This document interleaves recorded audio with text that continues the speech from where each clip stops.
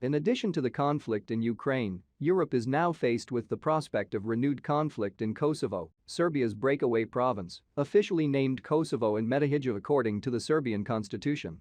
Kosovo's unilateral secession was recognized by the main Western powers in 2008.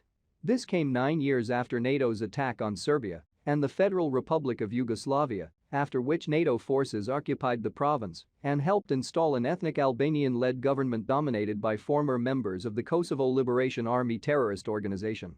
The current crisis was triggered by Kosovo's ethnic Albanian Prime Minister, Albin Kurti, who initially wanted to force the majority Serb population in the north of the region to accept Kosovan license plates and ID papers starting from August 1 and to ban entry to the province or issue temporary papers to travelers with Serbian-issued plates and documents. Kurti attempted a similar stunt in September 2021, triggering a crisis where local Serbs in northern Kosovo organized roadblocks and Kosovo police reportedly beat up and intimidated Serb civilians, while the authorities in Belgrade put the Serbian military on high alert and ordered overflights by fighter planes over the administrative border between Serbia proper and Kosovo. The EU eventually brokered a temporary agreement, pending a final deal that was supposed to have been reached by April 2022 under EU auspices. However, nothing has come of that.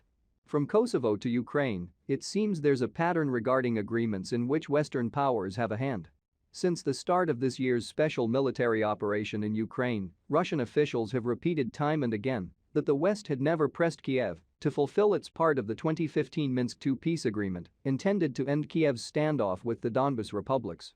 Recently, former Ukrainian President Pyotr Poroshenko openly admitted that Ukraine never intended to fulfill the agreement but was merely buying time until it could build up an army capable of overrunning Donbas.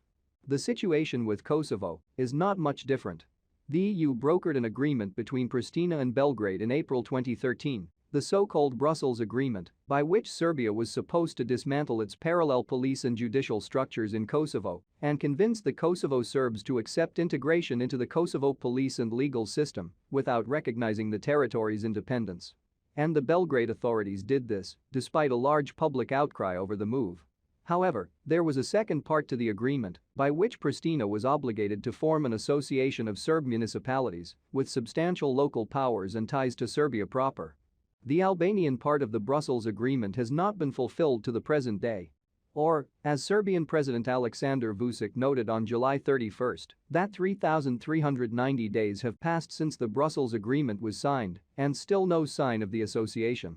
As in the case of Ukraine, the collective West has put absolutely zero pressure on the side it supports to fulfill its part of a signed international agreement.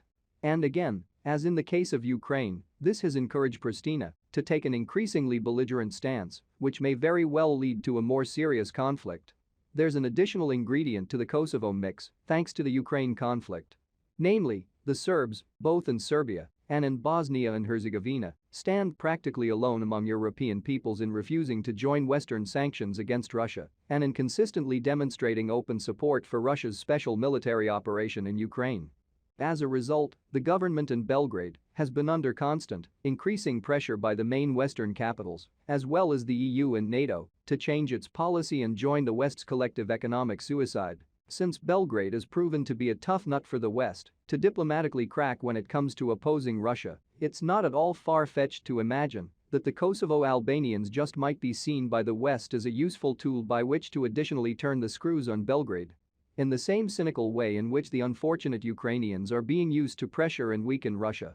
The coming days and weeks will certainly tell us a great deal. The temporary reprieve brought on by the Kosovo authorities' one-month postponement of their ban on Serbian license plates and identification documents until September 1 may seem encouraging.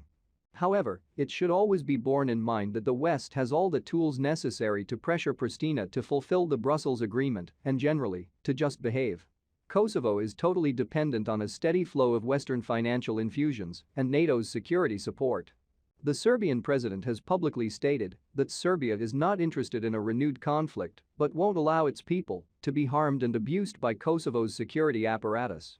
If the main Western powers don't rein in Kurti and, instead of pressing him to fulfill previously signed agreements, allow him to use force and make his announced unilateral moves come September, or even earlier, it can mean at least a couple of things. 1. That the threat of new violence in Kosovo was used by the West to extract some more concessions from Belgrade, perhaps behind the scenes, having to do with the formation of a new Serbian government, or two, that the West's beleaguered political elites want and, perhaps, desperately need the breakout of another conflict in Europe. Or perhaps even both of these. The only thing that is, unfortunately, difficult to imagine is the US and the EU actually doing something to fundamentally contribute to a peaceful resolution to this crisis. Thanks for watching, don't forget to subscribe.